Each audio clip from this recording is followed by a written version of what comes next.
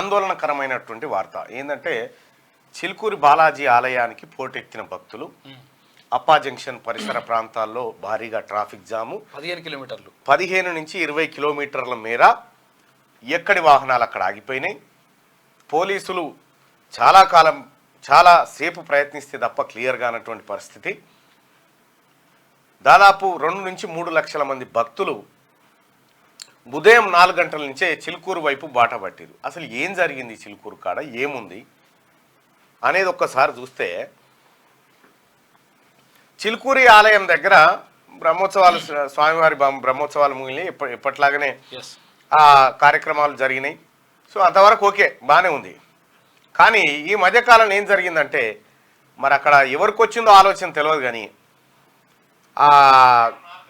గరుడ ప్రసాదం అని ఒకటి గరుడ ప్రసాదం అని ఒక ప్రసాదం పెడతావురట. ఆ ప్రసాదం విషయం ఏంటంటే, ఈ ప్రసాదం తిన్న వాళ్ళకి సంతానం కలిగే అవకాశం ఉంది, పిల్లలు కాని వాళ్ళకి పిల్లలు అవుతారని చెప్పి ఓ పుకారా లేపారు. ఆ గరుడ ప్రసాదం తింటే పిల్లలు కాని వాళ్ళకి. అయితే దాన్ని బట్టి మనకి ఏమన్నా ఈ 3 లక్షల మందికి పిల్లలు లేరా ఎట్లా? ఈ రోడ్ల వీటిలో పడి జామ్ అయిన వాళ్ళందరికీ అది ఆ ఒక్కరోజే ఇస్తామని చెప్పుడుతోటి విపరీతమైన రద్దీ, ఇటు పోయేటోడు అంతా ఎక్కడికక్కడ జామ్ అయిపోయి కూర్చుంది. పాపం వెంకటేశ్వర స్వామిది ఏ పొరపాటు లేదు, ఆయన మంచి దేవుడు, అందరిని సమానంగా చూసేటువంటి గొప్ప దేవుడు ఆయనకి ఏ ఇబ్బంది లేదు. కానీ ఈ మధ్యలో ఉన్నటువంటి కొంతమంది వాళ్ళు ఈ గరుడ ప్రసాదం సంతాన ప్రాప్తి ప్రసాదం అట, ఆ ప్రసాదం తింటే పిల్లలు పుడతారట. దీంతో ఈ భక్త జనం అంతా ఎగబడ్డరిగా ఎక్కడెక్కడ కరీంనగర్, సిరిసిల్ల, ఆదిలాబాద్, ఇక్కడ మొత్తం అంటే బాట. పెళ్లిగాని వాళ్ళు తింటే అది తర్వాత పెళ్లి అవుతుందేమో అది. అయితే ఈ రకంగా చేసిరు. సరే, మొన్న ఈ మ్యాటర్ కొద్దిసేపు ఇక్కడ పెడదాం. మొన్న రామ్దేవ్ బాబాను సుప్రీంకోర్టు పిలిచి ఏమన్నది, శివాట్లు పెట్టింది, క్షమాపణ చెప్పు ప్రజలకు అని చెప్పింది, బహిరంగ క్షమాపణ. ఎందుకు? ఇగో ఈ మందు పోసుకుంటే మీకు కరోనా రాదు, మీరు ఆ మందులు వాడొద్దు, ఇంగ్లీష్ మందులు, ఈ మందులే వాడాలని చెప్పారు. దాంతో ఇండియన్ మెడికల్ అసోసియేషన్ ఏం చేసింది, కోర్టుల కేసు వేసింది. కోర్టుల కేసు వేస్తే రామ్దేవ్ బాబా కోర్టు ముంగట శీర్షాసనం వేసి కూర్చొని క్షమాపణ మన్నించండి అన్నాడు. అన్నాగాని సరిపోదు అన్నది, అన్నాగాని నిన్ను వదిలిపెట్టే విషయమే లేదని చెప్పింది. ఓవైపు నిన్న మొన్ననే ఆ కార్యక్రమాలు మనం చూస్తా ఉన్నాం, సుప్రీంకోర్టులో జరిగినటువంటి వ్యవహారాలు. సేమ్ చిలుకూరు బాలాజీ దగ్గర అదే జరిగింది. ఈ ప్రసాదం తింటే పిల్లలు ఎట్లా అవుతారు? భక్తి ఉండొచ్చు, విశ్వాసం ఉండొచ్చు, దానికి కాదనలేదు. నమ్మకం, మీ భక్తుల నమ్మకం వేరు, దీనివల్ల అవుతారని చెప్పడం వేరు. చాలా మంది చాలా గుళ్ళు, గోపురాలు ఇవన్నీ తిరుగుతూ ఉంటారు, వాళ్ళ విశ్వాసం, వాళ్ళ నమ్మకం, దానికి కాదనీకి లేదు. కానీ సైంటిఫిక్గా మనం ఆలోచించినప్పుడు సంతానోత్పత్తి జరగాలంటే మహిళా పురుషుల కలయిక ద్వారా అండం పిండంగా మారి 9 నెలల తర్వాత ఒక కొత్త జీవం ఉత్పత్తి అవుతుంది. ఇది సహజంగా మనం చూస్తున్న ప్రక్రియ, ఎక్కడైనా గింతే ఉంటుంది, ఏ ప్రాణికైనా ఇదే జరుగుతుంది. కాకపోతే మిగతా ప్రాణులకు కొంత వెనక ముందు కొన్నిటికి అట్లా ఉంటుంది. కానీ ఇక్కడ ఆ ప్రసాదం తింటే పిల్లలు పుడతారని చెప్పారు చూడు, ఇది గమ్మతిగా. ఒకవేళ ఆ ప్రసాదంతో పిల్లలు పుట్టేది ఉంటే ఈ గైనకాలజిస్టులు ఎందుకు, ఈ ఎంబీబీఎస్లు చదువుడు ఎందుకు, ఇంత పెద్ద డాక్టర్ల వ్యవస్థ ఎందుకు? ఈ కేంద్ర ప్రభుత్వమే తలా ఇంత, ఎట్లాగో కళ్యాణ లక్ష్మి లాంటి స్కీమ్ ఉంది కదా, కళ్యాణ లక్ష్మితో పాటు ఇంత ఈ గరుడ ప్రసాదం కూడా గీత తీస్తే కథమే కదా. ఇక ఈ ఎక్కడి మూఢనమ్మకం ఇది?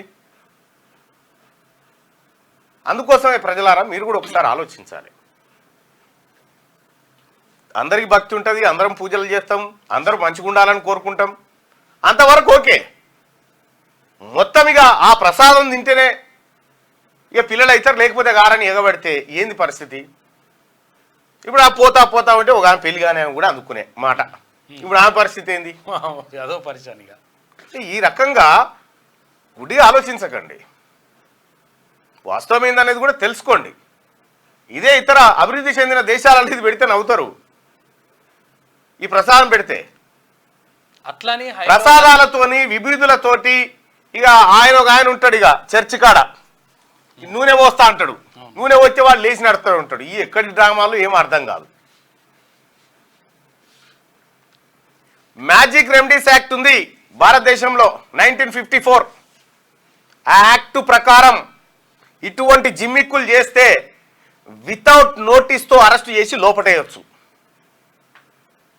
ఈ ప్రజల్ని ఇట్లా మభ్యపెట్టి మాయ మాటలు చెప్తే ఈ కాడి నుంచి అన్న బంద్ చేయరు ఇవన్నీ.